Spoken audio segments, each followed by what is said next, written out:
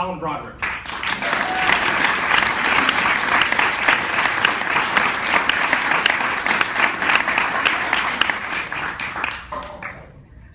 Good evening.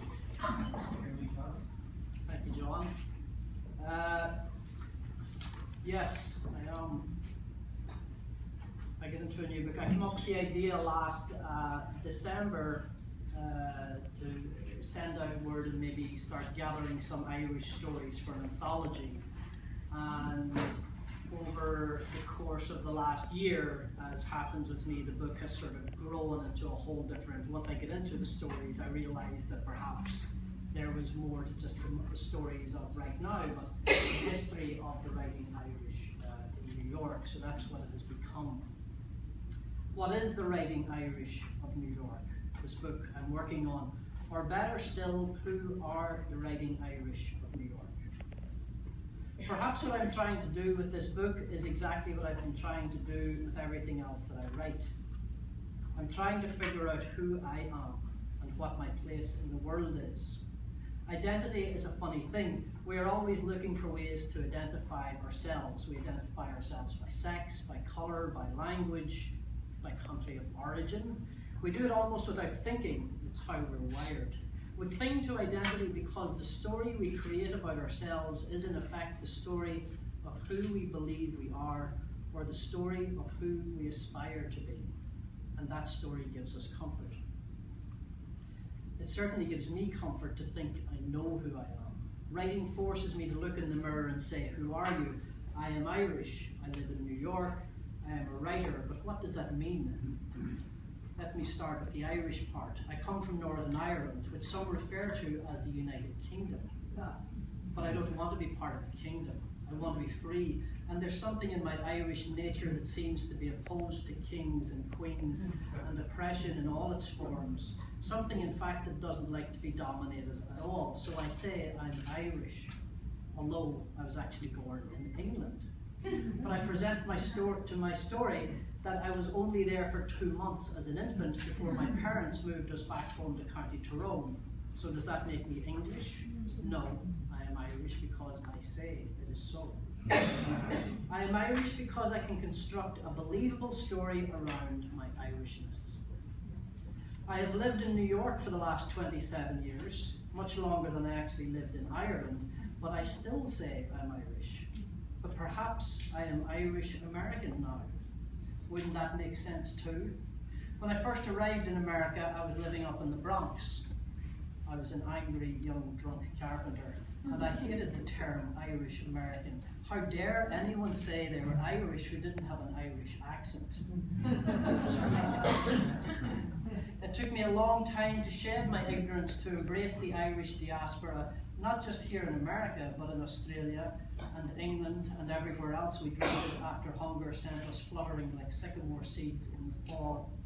I am a writer, but I am also a carpenter and a house painter and a floor sander. So why don't I just stick with one of those other noble trades as a way of identifying myself in the world? Why? It's because I have finally come to understand and accept my relationship to writing. It's a relationship that has more to do with my thinking than my writing, and I cannot escape the way my thinking demands writing of me. So who am I in this context? I am just one Irish voice. An Irish voice in a long line of Irish voices who have struggled with these exact same issues of identity. The more I read into my past, into our past as Irish Americans, or more specifically for this particular book I'm working on, The Writing Irish of New York, the more I see that all our stories are stitched together with a fine green thread.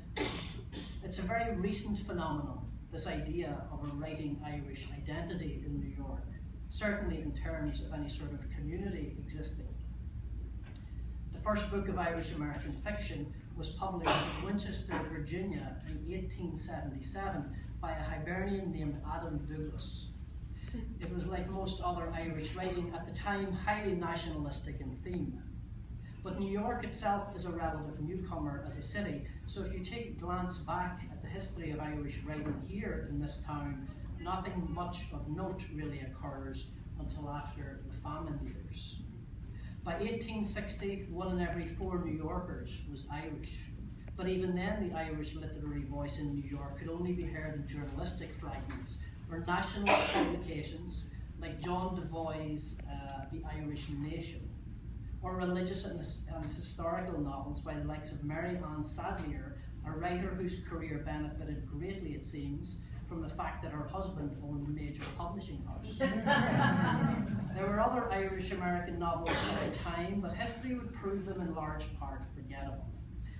They were stories steeped in nostalgia, sentimentalism, gentility, romanticism.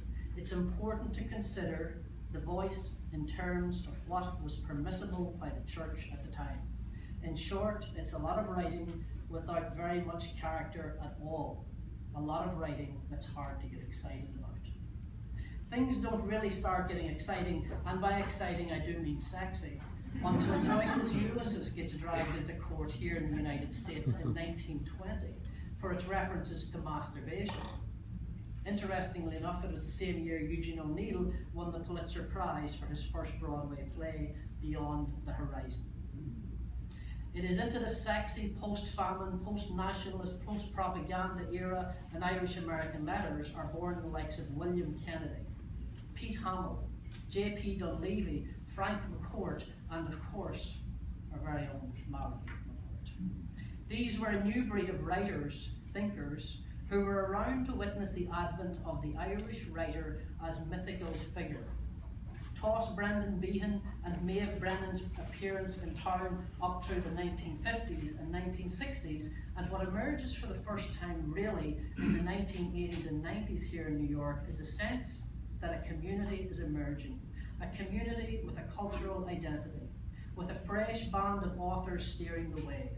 T.J. English, Colin McCann, Larry Kerwin, Honor Malloy, Peter Quinn, Mary Pat Kelly, John Patrick Shanley, John Kearns, and too many other wonderful writers to mention here. A community that doesn't really coalesce, I would argue, until the formation of the Irish American Writers and Artists Association in 2008. So when you look around this room tonight, as you sit among your peers, know that there is history in this room, a cultural lineage and a collective voice that is in your hands, in our hands. There is a fine green thread that binds us all. It has been stitching together the very fabric of our collective identity for the past century and a half here in New York. I would ask you to guard it with your life, or at the very least with your pen. Who are the writing Irish of New York? We